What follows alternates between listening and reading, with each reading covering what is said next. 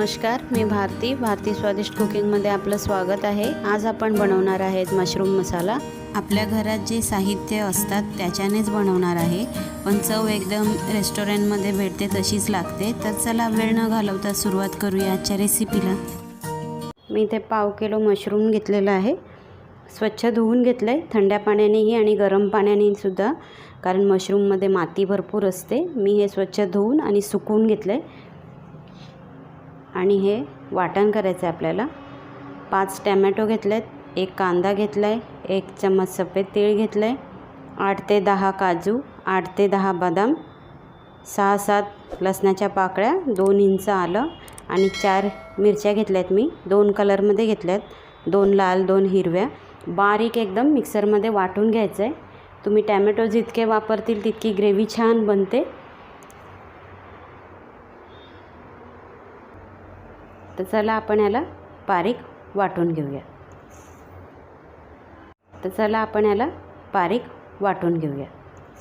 कढई गरम झालेली आहे, आता आपण याच्यात तेल घालूया। तेल गरम झालेलं आहे, आता आपण याच्यात जिरं घालूया, 1 तमालपत्र, इथे मी 2 लवंग, 2 हिरव्या वेलच्या आणि 4 काळी मिरी घेतले। हे तेलात व्यवस्थित फिरूया आपण।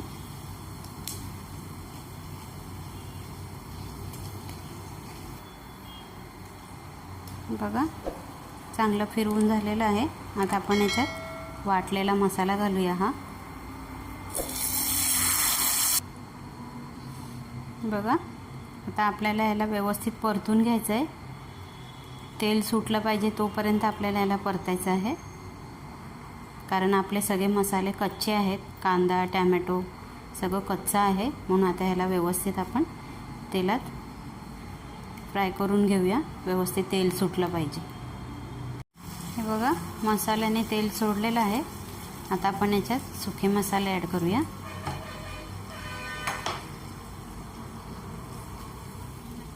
एक चम्मच लाल तिखट काश्मीरी आहे ही, पाव चम्मच हळद, 1 मोठा चम्मच धनाचे पावडर, 1 चम्मच गरम मसाला आणि चवीप्रमाणे मीठ। आता हे आपण तेलात व्यवस्थित फ्राय करून घेऊया।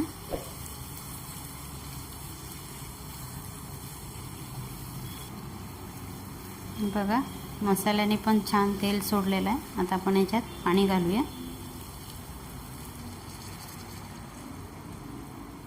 मी 1 ग्लास पाण्याचा वापर केला आहे, तुम्ही तुमच्या हिशोबाने कमी जास्त करू शकता। व्यवस्थित मिक्स करूया आणि पाणीला उकळ येईपर्यंत आपण याला ढाकून ठेवूया।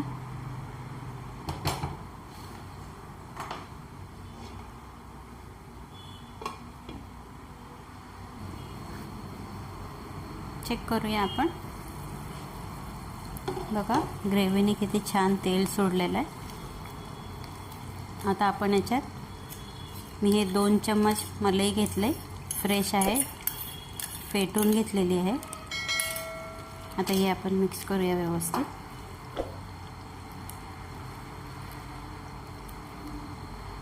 दोन मिनटं असंच हलवत राहूया आपण, व्यवस्थित मिक्स झाली पाहिजे। बघा व्यवस्थित मिक्स झालं आहे। आता आपण याच्यात मशरूम घालूया।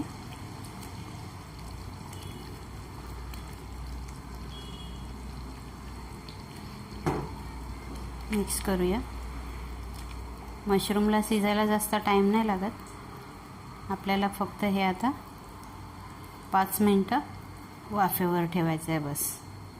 जर तुम्हाला मशरूम जास्त शिजवायचं असेल तर तुम्ही पाणी जास्त घालू शकता आणि ग्रेव्ही तुमच्या हिशोबाने कमी जास्त करा। आता आपण ह्याला 5 मिनटं वाफेवर ठेवूया।